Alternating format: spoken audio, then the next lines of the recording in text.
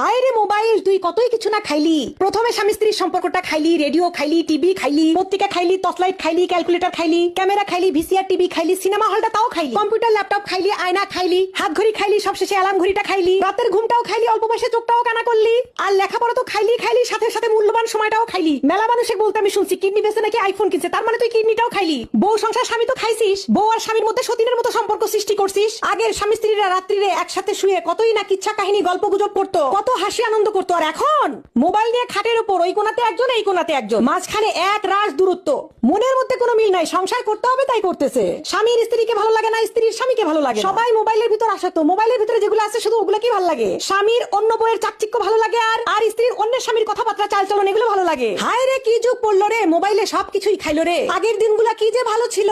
আগে স্বামী স্ত্রীর সম্পর্ক দেখলে বুক ভরে যেত। আমাদের নানি দাদিরা যে আছে তাদের ভালোবাসা দেখলে এখনো মনটা ভরে যায়। আর আমাদের মধ্যে খালি মারামারি।